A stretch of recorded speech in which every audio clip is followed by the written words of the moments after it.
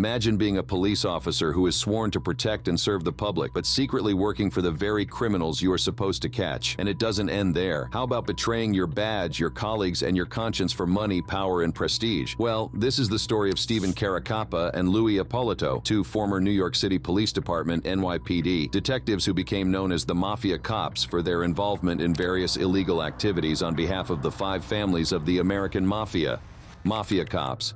Today, New York is known as one of the safest major cities worldwide. However, back in the 1970s, it was called Fear City. During that time, crime increased a lot, which made it a tough period for the city. There were also many cases of gang violence, subway crimes, and muggings in the city. Additionally, extremist groups carried out significant acts of terrorism. In fact, the rise in crime during this time has been attributed to a combination of factors like a smaller police force due to financial issues, along with the growth of street gangs and extremist organizations. This was perhaps why 2 cops were able to take advantage of the system and become inside men for the same criminals they should have arrested. Born in 1942 in New York, Stephen Kakaa had his start with the NYPD back in 1969. His time in the force led him to the Organized Crime Homicide Unit by the late 1970s, where he got his hands on some seriously confidential mob investigation details. Kakaa called it a career in 1992, retiring on a disability pension and making his way to Las Vegas, Nevada, alongside Ippolito. Interestingly, he then took up a job as a corrections officer at the Las Vegas Women's Correctional Facility. Louis Ippolito, on the other hand, was born in Brooklyn, New York in 1948 and came from a family with ties to the Gambino crime family. His father, uncle, and cousin were all associates or members of the Gambino family. Ippolito applied to the NYPD in 1969 and lied about his relatives in organized crime. He then rose to the rank of detective in 1977 and gained some fame for his work. Just like his partner, Ippolito retired as a police officer in 1990 and went on to pursue a career as an actor and author in Las Vegas. He also managed to secure minor roles in films such as Lost Highway, Predator 2, and Goodfellas. Both detectives had impressive records of arrests and commendations during their police careers. Ippolito also wrote a memoir titled Mafia Cop, the story of an honest cop whose family was the mob. This book, which was published in 1992, recounted his endeavors to steer clear of entanglement with the mafia and the struggles he faced in safeguarding his reputation. However, all was not so smooth during their time as cops, most especially for Ippolito. Suspicions arose surrounding Ippolito in April 1984, following a raid on the residence of a distant relative of Castellano and Carlo Gambino, Rosario Gambino, a mobster who was involved in heroin trafficking. During the search, law enforcement discovered numerous confidential intelligence reports concerning organized crime figures. These reports, which had Ippolito's fingerprints all over them, were also found to have been duplicated at the same precinct where Mr. Ippolito was stationed at that period. Following the discovery, Ippolito faced suspension and internal charges. However, he was ultimately exonerated after a departmental trial. Interestingly, he asserted complete vindication regarding the case in his book and portrayed the whole event as an orchestrated attempt by his adversaries to frame him. Also, 3 years after their retirement, Casso, who was aiming to secure a place within the Witness Protection Program, initially pointed out Ippolito and Kakaa as being under his employ after his 1993 arrest. However, his credibility as a witness was questioned, resulting in the absence of charges being brought against the detectives. As mentioned earlier, Lou Ippolito's familial connections ran deep within the Gambino crime family, with his grandfather, James Ippolito, and uncle all being affiliated members. Their involvements spanned various traditional mafia operations, including loan sharking, running numbers, extortion, and money laundering. Lou's father, Ralph Ippolito, was also part of this lineage, having earned his place as a seasoned member of the Gambino crime family, a position he achieved through induction by Carlo Gambino. During his formative teenage years, Ippolito's father introduced him to the inner workings of the mafia through visits to his social club, and with the tough luck of having been born into a lineage of mobsters, Ippolito started working at his father's bar at the age of 12, a role that led him to discreetly hand envelopes of money to police officers stationed in nearby squad cars. Also, after his father's death, Ippolito found himself receiving envelopes and cards from mobsters. These contained insider information about job opportunities within sectors under mafia influence in New York City. However, given that Lou and his wife had recently welcomed a newborn and he was grappling with a stagnant job situation, he decided to contact one of the mobsters. This connection led to a position at the Manhattan Central Post Office, which turned out to be short-lived. It was at this point that Ippolito ultimately decided to opt for a different path, joining the ranks of the NYPD. While anyone would have assumed that Ippolito had finally made the right choice, how thoroughly misleading that thought was.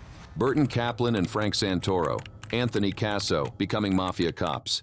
Anthony Gaspipe. Casso was a notorious mobster who rose to become the underboss of the Lucchese crime family, one of the 5 major mafia families in New York City. He was known for his brutality, cunning, and paranoia, and was involved in numerous murders, extortions, and racketeering schemes. He was also one of the highest-ranking mafia members to turn informant, but later betrayed the government and was sentenced to life in prison. However, 2 mobsters, Burton Kaplan and Frank Santoro, were 2 key players in the relationship between Anthony Casso and the mafia cops, as we would come to learn. But first, let's start with a bit of backstory. Casso was born in 1942 in South Brooklyn in New York City, where he grew up admiring his father's criminal past and his godfather's status as a Genovese capo. He dropped out of school at 16 and worked as a longshoreman, while also developing his skills as a marksman and a street fighter. Casso's journey in the mafia world, specifically with the Lucchese family, started when he was still in his early 20s. At that time, the Lucchese family was the 3rd largest mafia outfit in the city behind the Gambino and Genovese families. He quickly earned a reputation as a ruthless enforcer and loan shark. In fact, he got his nickname Gaspipe from his father's alleged favorite weapon, a lead pipe filled with gas. Casso became a made man in 1974, along with his close friend and partner Vittorio Vic Amuso. The two worked under the wing of Christopher Christy Tick Furnari, the powerful consigliere of the Lucchese family. In the crime family, Casso specialized in labor racketeering, controlling the Brooklyn docks and extorting millions of dollars from the Teamsters Union. He also ran lucrative gambling, drug trafficking, and construction rackets. Although he was arrested several times, he somehow always managed to avoid conviction by intimidating or bribing witnesses and officials. Casso was also a prolific killer who took pleasure in torturing and murdering his enemies. He is suspected of having committed or ordered up to 100 murders, including those of rival mobsters, informants, civilians, and even his own associates. Some of the most notorious hits by the Lucchese mobster include the murder of Frank DeSico, the underboss of the Gambino family who orchestrated the assassination of Paul Castellano, the Gambino boss. And so, as revenge for Castellano's death, Casso planted a car bomb under DeSico's vehicle, and as a favor to Genovese boss Vincent Chin Gigante. There's also the murder of Vladimir Reznikov, a Russian gangster who tried to extort money from Casso's associate Marat Balagala, a powerful figure in the Russian mafia. Casso then lured Reznikov to a meeting where he was fatally shot. Let's not also forget his attempted murder of John Gotti, the boss of the Gambino family who survived the car bomb that killed DeSico. Fast forward to 1986, and Casso and Amuso became the leaders of the Lucchese family after Furnari and most of the family's hierarchy were convicted in the Mafia Commission trial. Casso became the underboss and de facto boss, while Amuso became the official boss and remained in hiding. The two ran the family with an iron fist, demanding absolute loyalty and obedience from their subordinates. They also waged a bloody war against the rival Gambino family, which resulted in dozens of deaths on both sides. During the 1980s, Anthony Casso stood out as one of New York City's most merciless hitmen and prominent mafia underbosses. However, Casso's reign was marked by paranoia and betrayal. He feared that anyone could be an informant or a traitor, and ordered the deaths of many loyal Lucchese members without any proof or justification. In other words, he showed little concern for breaking important mafia rules, going so far as to eliminate civilians based on mere suspicions of them being informants. Casso's intense aversion to informants was undeniable, and so enter the two mafia cops, Louis Ippolito and Stephen A. Kakaa, becoming killers.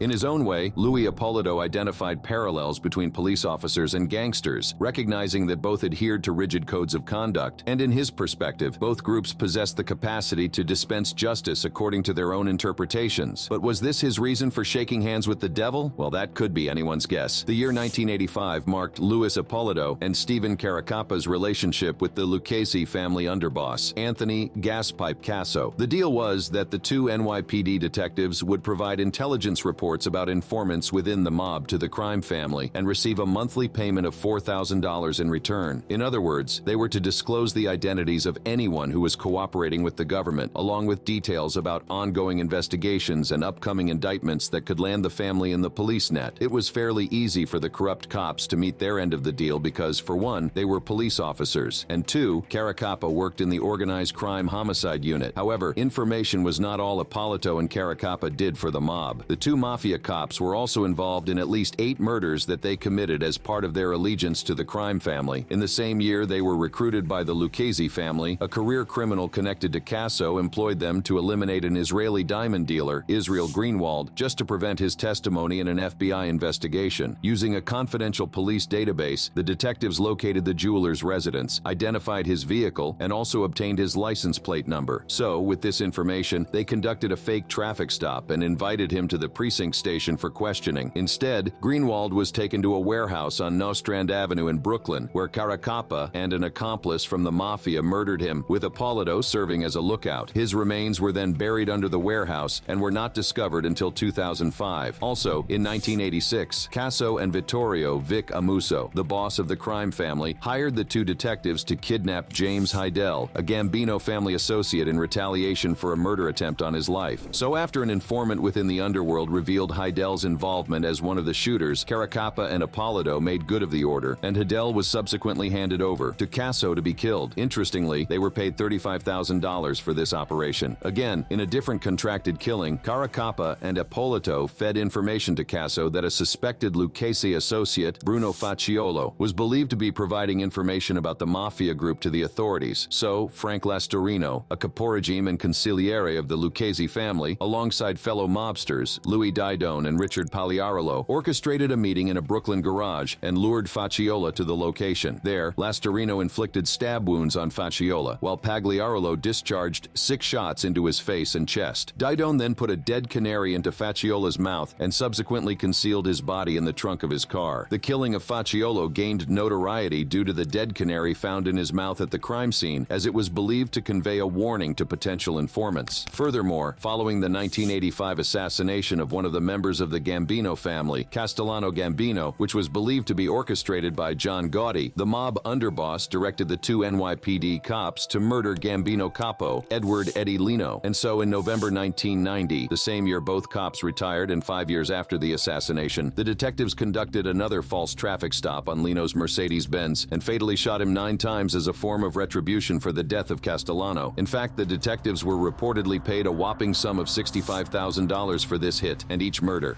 Retirement. Around the mid-1990s, nearly every New York crime family was targeted by extensive indictments. This was around the time when Kakaa and Ippolito had retired from the police force and were living in Las Vegas. Both detectives also made use of their significant NYPD pension payments. Kakaa found employment as an assistant chief of security at a women's prison located in North Las Vegas. On the other hand, Ippolito, who had a background in bodybuilding, pursued a vision of himself as a Hollywood screenwriter and actor. Luckily for him, he was able to score minor roles in some mob films. Let's not forget the part where he wrote his memoir titled Mafia Cop, the story of an honest cop whose family was the mob. However, despite their retirement, they were still in league with the Mafia. In fact, the Mafia cops received a proposition from Frank Lastorino in 1993 to eliminate John Jr. Gotti, the newly appointed leader of the Gambino family. This operation proved unsuccessful, despite Gotti's father having been incarcerated for life in 1992. Lastorino also had plans for the detectives to assassinate the Lucchese family's underboss, Stephen Wonderboy Crea. However, this particular scheme fell apart again due to legal actions taken against the family, which disrupted their intentions. Later on, in the late 1990s, both Kakaa and Ippolito hatched a plot to eliminate former Gambino underboss, Salvatore "Sammy the Bull" Gravano. This plan was fueled by the prospect of claiming a reward pledged by Gotti's brother Peter. Gravano, who had entered the witness protection program in 1992, became a fugitive after providing testimony against his senior, John Gotti. Gravano's testimony played a crucial role in securing convictions against Gotti and a number of other mafia figures. Their charges included racketeering, murder, and various other offenses. As a result, Gotti was handed a life sentence without the possibility of parole, while Gravano, somewhat surprisingly, received a comparatively lighter sentence of 5 years behind bars. Also, while they resided in Las Vegas, Ippolito's activities came under scrutiny when authorities became aware of phone conversations he engaged in with individuals associated with the Lucchese and Bonanno crime crime families. During this time, he also maintained contact with an associate of the Lucchese family, who had also relocated to Las Vegas in 1994. However, a significant turn of events unfolded in 1996 as this same mobster who was the intermediary between the mafia cops and Anthony Casso was arrested in New York due to his involvement in a marijuana ring. And despite his predicament and long prison sentence, the ex-convict kept his mouth shut and refused to cooperate with the DEA, FBI, and New York police regarding their suspicions about some dirty cops. But not for long.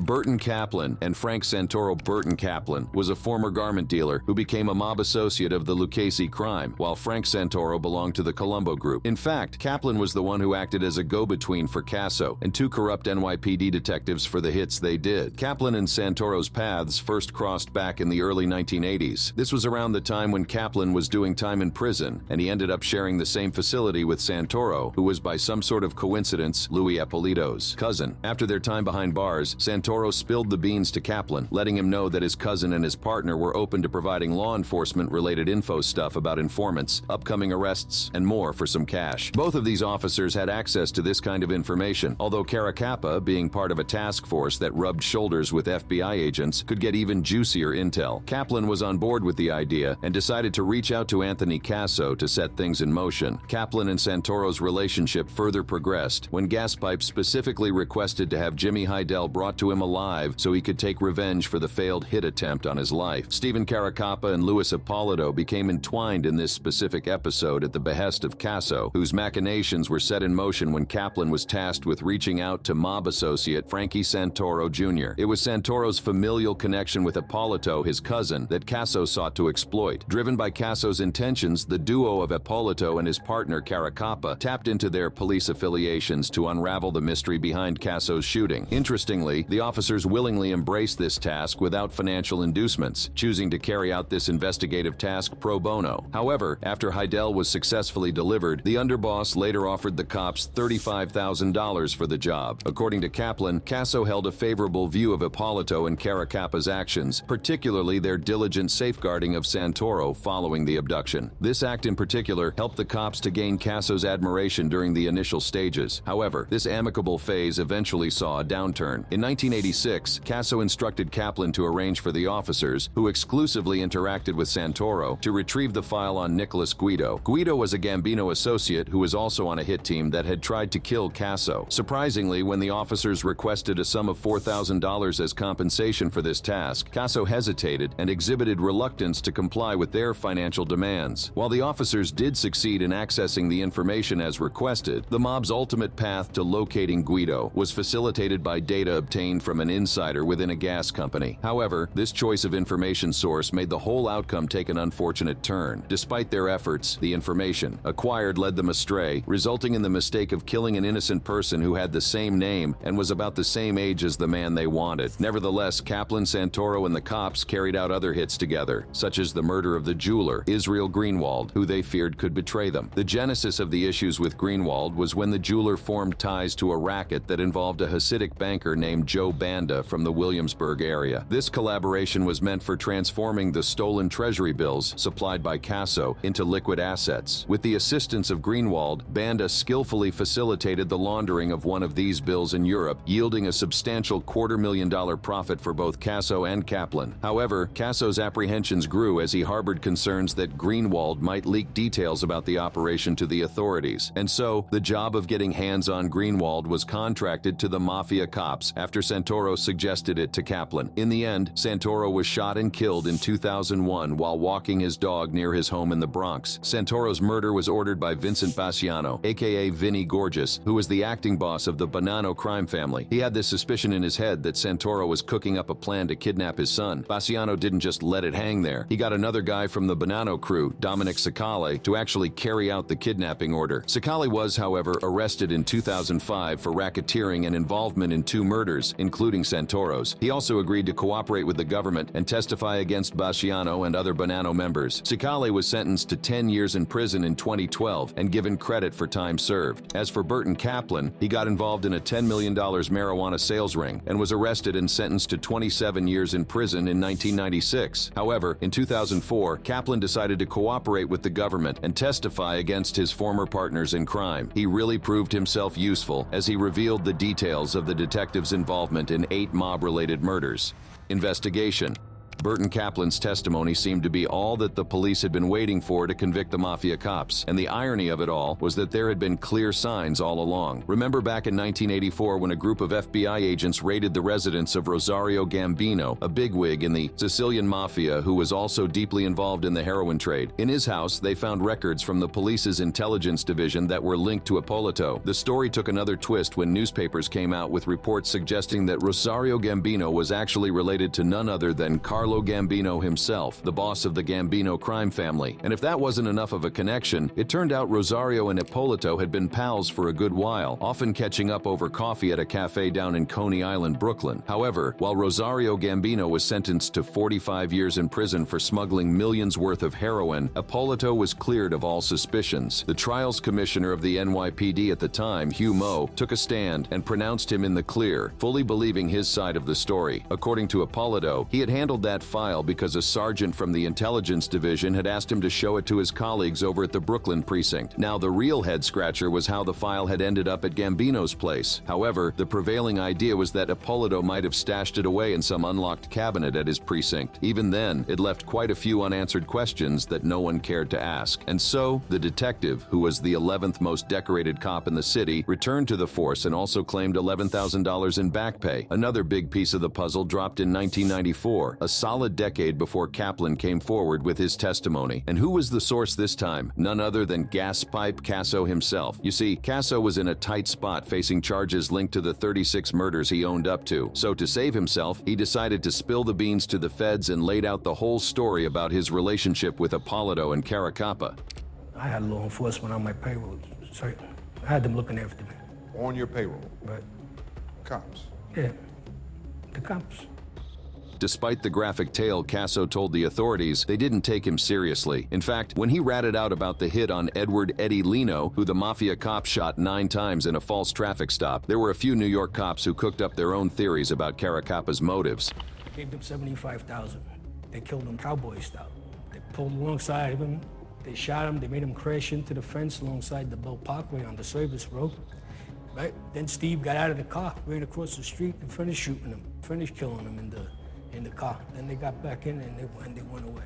They thought maybe Kakaa was driven by a personal vendetta against Lino for his connection to the hit squad that whacked Paul Castellano and Thomas Bilotti in 1985. And since Bilotti was Karakaa's close friend, they debated that there just might have been an itch for revenge he might have wanted to scratch. As for the investigators, they almost leaned towards believing Casso's tales. However, with Casso being pretty much the sole storyteller and considering his track record as a mob killer extraordinaire, they had their doubts about how reliable he really was. So with the key witness being as shaky as he was, Casso's testimony was deemed useless. It wasn't until 2003 that things took a turn. Detective Thomas Dades of the NYPD managed to unearth some new leads. He dove into the work histories of Ippolito and Kakaa, sifting through the records. But the real breakthrough came when he crossed paths with a more promising lead. Betty Heidel, James's mother, came forward and shared with Dades that Ippolito and Kakaa had paid her a visit at her home on Staten Island and requested to see James. And to add more intrigue to the information, this visit happened just before James mysteriously vanished in 1986. To date, Heidel's body has never been found. Armed with this fresh evidence, Dades wasted no time and presented his findings to the Brooklyn District Attorney's Office. As he delved deeper into the investigation, he stumbled upon a rather perplexing discovery. Turns out, a bunch of documents related to internal affairs investigations on some mobsters and informants spanning several years were nowhere to be found. Also, just when things seemed a bit baffling, a crucial piece of the puzzle came to light. It was the record of a computer search Kakaa had had carried out on Nicholas Guido. The year 2004 also came with a strong witness in the person of Burton Kaplan, who helped the feds to finally start connecting the dots. Kaplan also disclosed that whenever Ippolito and Kakaa shared information with Casso about informants tied to the Bonanno and Genovese families, Casso would relay these tips to those families. This exchange of information had the potential to lead to further acts of violence within the realm of organized crime.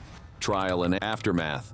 Following an extensive inquiry, which gained considerable momentum with Burton Kaplan's decision to provide testimony against his former accomplices, both Kakaa and Ippolito faced the weight of justice. And finally, in March 2005, they were apprehended and charged with a range of offenses, including racketeering, obstruction of justice, kidnapping, extortion, and an astonishing 8 counts of murder and conspiracy, 2 of which they did themselves. Among these charges were linked to the murders of individuals such as James Heidel, Nicholas Guido, Israel Greenwald, John Otto Heidel, and others with pseudonyms, along with their alleged participation in the plot to assassinate Gravano. The federal judge overseeing the case, however, dismissed a racketeering murder conviction against Kakaa and Ippolito. This move was driven by a technicality, specifically the fact that the crucial charge of racketeering conspiracy fell outside the 5-year statute of limitations. Interestingly, the duo denied all of the charges and claimed innocence. I was a very highly decorated cop. I worked very hard my whole life, and I just want the people to know that I'm not the person that they're portraying me. Louis, were you ever a bad cop? Never in my life. Mr. Braley, but I won't be convicted because I didn't do this. Didn't do it. So I'm not going to be convicted. Despite this, Ippolito found himself handed a sentence of life imprisonment, along with an additional 100 years, while Kakaa received a sentence of life plus 80 years. In addition to these substantial prison terms, both individuals were ordered to pay fines exceeding $4 million. Kakaa found himself serving time at the United States Penitentiary in Coleman, Florida. Dealing with cancer for an extended period, Karakaa's efforts to have his conviction overturned through an appeal were met with disappointment in April 2016. He tried his luck again and submitted a request for compassionate release just 2 months later. However, the judge's response was rather blunt, stating that nothing could be done. Kakaa was later moved to a federal prison located in North Carolina, where he eventually succumbed to cancer on April 8, 2017, at age 74. On the other hand, Ippolito was confined at the United States Penitentiary in Tucson, a facility known for its high security measures. He died on November 3, 2019, while he was in federal custody at a hospital in Tucson at age 71. In appreciation of Kaplan's change of heart and his willingness to collaborate by testifying against the former officers in court, a federal judge opted to significantly reduce Kaplan's prison sentence to a mere 9 years. Kaplan, whose sole reason for striking a deal with the authorities was so that his sentence could be shortened to see his granddaughter, was released from prison in 2006 and placed under federal protection. Sadly, Kaplan passed away in 2009 at the age of 75 while in hiding. The aftermath of the mob cops scandal continued to reverberate for many years. As a consequence, in September 2008, a federal appeals court issued an order to reinstate their racketeering convictions that were earlier thrown out, and so New York City had to pay out a substantial amount of $18.4 million to settle a total of 7 lawsuits initiated by families of the victims who had suffered due to the actions of Kakaa and Ippolito. Furthermore, in 2010, New York City again found itself on the hook for a hefty sum of $9.9 million, which was awarded to a man who had unjustly spent 19 years behind bars due to Ippolito and Karakaa's actions in framing him for a prostitute's murder. And in a separate case, the city also agreed in 2015, which was 28 years after the incident, to provide compensation of $5 million to the family of Nicholas Guido, who was wrongly shot. This settlement was considered a step towards bringing closure to one of the most astonishing episodes of police corruption in the history of the city. What aspect of the Mafia Cops story do you find the most intriguing? Let us know your thoughts in the comments. Also, for more captivating videos like this, click on one of the cards currently displayed on your screen.